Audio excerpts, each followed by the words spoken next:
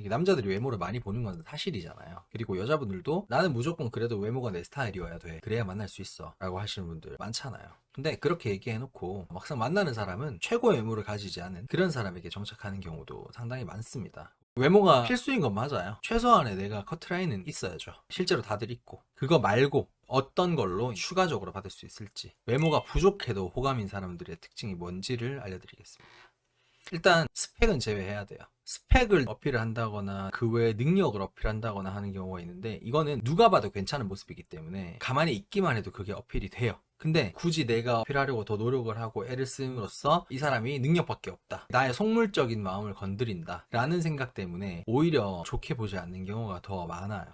내가 어필해야 될 거는 총 3가지 정도라고 생각하시면 됩니다. 외모 외에. 첫 번째가 내가 사람들의 인정을 받는 거를 보여주는 거예요. 사람들은 생각보다 귀가 팔랑팔랑해요. 아무리 내가 주관이 확실한 사람이라도 모든 주변 사람들이 다 이 사람 괜찮다 괜찮다 괜찮다 하다 보면은 이 사람이 왠지 더 괜찮아 보여요. 사실 자기는 별 생각이 없었는데 다른 사람들이 날 칭찬을 계속 하게 만들어야 돼요. 그런 환경을 계속 만들어야 되고 그거를 보여줘야 돼요. 여러 가지 방법들이 있다는 거죠. 꼼수라고 할 수 있는. 첫 번째가 인스타를 하라는 거예요. 팔로워가 적어도 괜찮거든요. SNS가 무조건 관종 플랫폼이라고 하기보다는 내 광고판이라고 생각을 하고 관리를 하시는 게 좋아요. 어쨌든 내가 주인공이 되는 어떤 사진들을 여러 가지를 올리고 상대방이 보게 만드는 거잖아요. 나의 세계를 보여줄 수 있는 기본적인 플랫폼이라 할 수 있죠. 보통은 이 남자, 이 여자한테 내가 어필을 하고 싶을 때 직접적으로 카톡으로 연락하는 게 전부잖아요, 사실상. 근데 그건 내가 너에게 대시를 한다는 의도가 들어갔기 때문에 나의 첫인상, 외모 이런 것들이 완전한 합격이 아니라면 좀 부담스럽거나 혹은 덜 받아줄 수도 있어요. 요즘에 MZ들은 처음 만난 남녀끼리 인스타 주소로 마팔하자 이렇게 하는 문화가 있을 정도로 인스타에 익숙하고, 실제로 눈팅이라도 하는 사람들 엄청 많잖아요. 팔로워가 적어도 상관없으니까 스토리든 피드든 자주 해주시면 해주실수록 내가 그 사람한테 이 정도까지 호감은 없었는데 보면서 어떤 느낌이냐면 이 사람과 함께 한다는 느낌이에요. 나랑 직접 연락하지 않아도 나와 함께 한다는 느낌, 내 소식을 아는 느낌. 내가 운동을 시작했어. 그걸 썸남한테, 썸녀한테 사진으로 보내면 되게 재수없잖아요. 쓸데없이 어필하는 것 같고. 근데 인스타에 자연스럽게 올리면 뭐 오운환 찰칵 하면 이 사람 진짜 운동 열심히 하는 사람이구나 자연스럽게 알게 되는 거죠. 그러면서 관심이 생기는 거고 내 라이프 스타일도 어필할 수 있는 거예요. 또 이런 사람들의 인정을 받을 수 있는 방법 중에 하나는 조금 더 적극적인 방법인데, 그래서 좀 더 효과가 좋긴 해요. 뭐냐면 내가 잘하는 일에 관한 모임을 주관하는 거예요.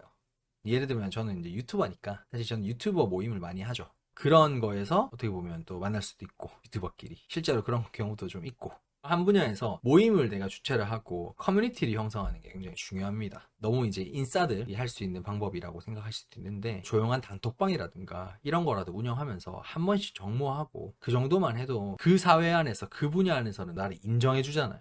그 모습을 보면서 심지어 그 모임에 상대방을 같이 데려가기까지 한다면 이 사람은 진짜 괜찮은 사람이구나. 다른 사람들한테서 이제 능력을 인정받는 것만이 매력이 아니라 모임을 주관하는 사람, 주체적인 모습에서 조금은 다시 보게 된다는 거죠. 저는 이거를 간헐적 인기인이라고 얘기를 해요. 모든 것에서 인기가 있는 건 아니지만 특정 한 분야에서만큼은 인기가 있는 사람. 두 번째는 자신의 활동을 보여주는 거예요. 특정한 행위를 굉장히 열심히 하고 빠져있다는 느낌이 들게 되면 나와 그 활동을 같이 하면 어떨까? 혹은 그 활동을 통해서 새로운 캐릭터를 느끼게 돼요.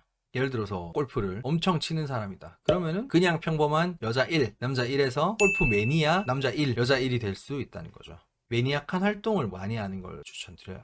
특정 분야에 열의가 넘치는 모습은 에너지를 전달받는 느낌이 들잖아요. 특히 동적인 활동일수록 어필이 훨씬 잘 되는 편인데, 골프는 요즘 너무 흔한 느낌이라 크게 어필이 안 되는 느낌이고요. 볼링, 뭐 탁구 이런 운동들은 너무 정적인 운동이라서 같은 매니아가 아니면 애매합니다. 오히려 두루두루 어필되는 건 이런 게 있어요. 크로스핏, 테니스, 주짓수 막 이런. 크로스핏 하면 으쌰으쌰 하고 어이 하는 분위기란 말이에요. 되게 전투적인 분위기예요. 그런 것들을 적극적으로 하는 모습을 많이 보이게 되면은 좀 다르게 봅니다. 특히 또 여자가 크로스핏까지 한다? 엄청 빡세고 부담스럽게 생각하는 사람은 생각보다 없고요. 되게 열정 넘치는구나라고 생각하는 인식이 더 큰 것 같아요.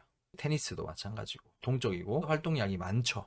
제가 또 이제 블라인드 데이트 대표님이랑 친하잖아요. 그분은 옆에서 사적으로 보고 인스타를 보고 있으면 프로 다이버야? 할 정도로 진짜 다이빙에 빠져 사세요. 매달마다 해외 나가가지고 다이빙하고 맨날 다이빙 사진 올리고 다이빙 스토리 올리는 거 보면서 평소에 내가 보는 사람이랑 좀 다르다. 전 다이빙에 관심이 아예 없는데도 한번 해보고 싶은 거야. 그렇게 계속 보다 보니까 같이 한번 해보고 싶은 거야.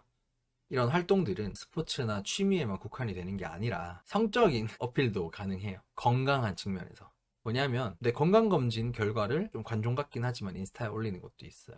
건강검진 결과가 진짜 좋아야 되겠지만 저 같은 경우에는 건강검진 얼마 전에 받았을 때 간이 좀 안 좋대요. 술은 하나도 안 먹는데 영양제나 막 약을 되게 많이 먹어가지고 이거 외에는 37인데 신체 나이도 안 많고 건강하게 잘 지내고 있다. 이런 것들을 또 어필하면은 이 사람 참 건강한 사람이구나. 다 건강하겠지. 낮에도 밤에도 이런 상상을 하게 만들 수 있죠.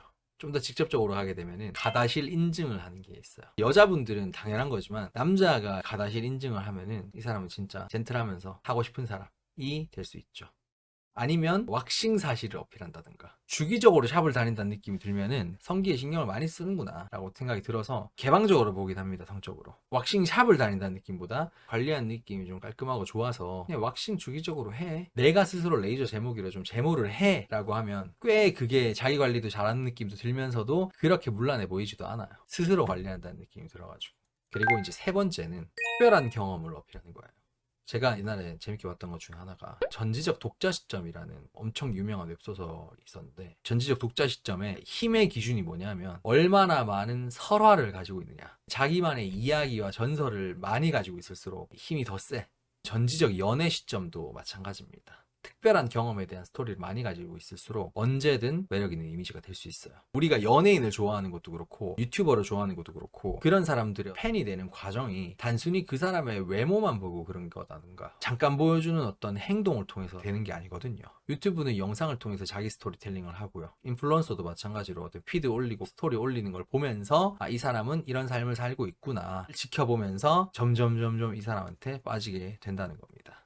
스토리 어필하라고 해서 우울했던 이야기, 트라우마 이런 걸 얘기하시는 분도 있는데 뭐 그것도 나름 사연이 있는 스토리긴 하지만 그건 사실상 내가 주인공이라기보다는 불쌍한 사연 듣는 느낌이잖아요. 우리의 목표는 외모가 되지 않음에도 이 사람이 나한테 매력을 느껴야 되기 때문에 결국에 그 스토리의 끝은 해피엔딩이어야 돼요. 일단 첫 번째 대표적인 스토리는 해외 거주 경험입니다. 많이들 가지고 있는 거기도 하면서 스토리텔링이 되게 쉬운, 죄송하지만 해외 여행은 제외예요. 여행은 너무나 많이들 가기 때문에 전혀 그 자체가 특별한 스토리가 될 수는 없어요. 유학이면 좋고요. 교환 학생도 괜찮고요. 뭐 해외 봉사를 가도 되고 뭐 단기 선교를 가도 돼요. 이거는 참고로 저한테 해당되는 건데 단기 선교 2주 갔다 왔거든요. 우즈베키스탄 교회에 가서 러시아어를 하는 사람들과 그 고려인 친구들과 얘기도 하고 같이 막 수련회도 하고 자고 뭐 이런 이야기들을 하잖아요. 그냥 바코인 줄 알았는데 우즈벡도 갔다 왔고 이런 러시아 문화권도 겪은 사람이고 뭐 고려인들이랑 뭐 얘기도 하고 20살 때 2006년 때 겪은 일인데 지금도 써먹으려면 써먹을 수 있다. 호주 워홀은 인식이 좀 안 좋더라고요. 잠깐 한국 살 때 호주 있었다면 반응이 반반이었어. 그거는 좀 맞는 것 같아요. 결혼정보회사에서 워홀 갔다 온 게 오히려 마이너스 점수가 된다 이런 얘기도 있잖아요. 워킹홀리데이 갔다 오면 여자가 일탈을 많이 하더라 이런 인식이 있어서 그런 건데 실질적으로 어떻게 일탈을 하지 않았는지 나는 어떤 삶을 살았는지에 대한 이야기를 포커싱해서 얘기를 할 수 있어야 좀 극복할 수 있는 문제인 것 같습니다. 그리고 이제 또 하나는 특이한 집단에 속해 있었던 경험을 얘기하는 겁니다.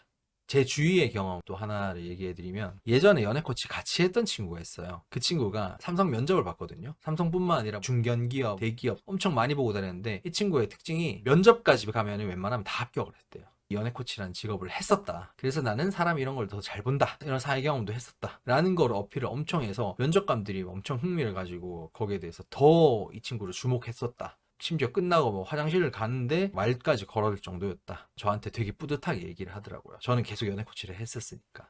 이런 연애 코치 경험을 사적으로든 공적으로든 언급하는 것 자체를 굉장히 즐거워하더라고요. 오히려 그게 또 플러스가 되는 경우가 훨씬 많고. 근데 이제 이런 특이한 집단에 속했던 것 중에 좀 부정적인 것도 있겠죠. 뭐 예를 들면 사이종교에 빠졌다던가 뭐 정신병동에서 일해본 거. 저도 근데 간호대 실습하니까 정신병동에 일한 적이 있거든요. 거기서 특이한 경험도 되게 많았고 어떻게 보면 특별한 경험인 거잖아요. 근데 부정적인 얘기를 좀 많이 해야 되고 결국에 해피엔딩이 되기는 좀 힘든 이야기라 내 매력으로 이어지진 않습니다. 그리고 또 하나의 스토리는 사연이 있는 집안 이야기예요. 저는 이거를 나루토라는 만화를 보면서 영감을 받았어요. 그냥 간단하게 제가 이게 얘기를 해드리면 나루토가 고아예요. 어릴 적에 뭐 사고도 많이 치고 다니고 장난도 치고 다니고 미움도 받기도 하고, 근데 그런 것들을 전부 다 극복을 하면서 인정을 받고 결국엔 호카게라는 그런 게 되는 이야기예요.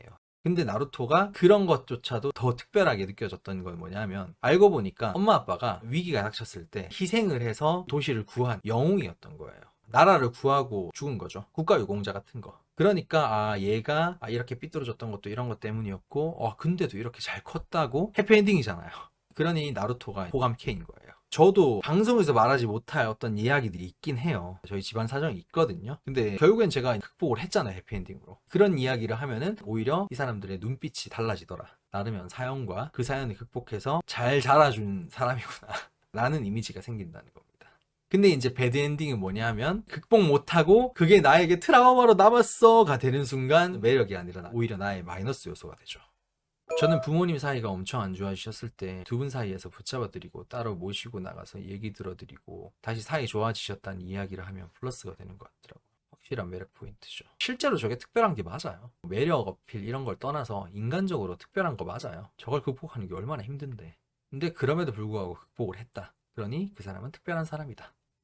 근데 어쨌든 이거는 외모라는 직관적인 매력 어필 외에 어떤 걸 또 해야 효과적인지에 대해서 얘기하는 거니까, 일단 처음에는 엄청 잘 먹혀요.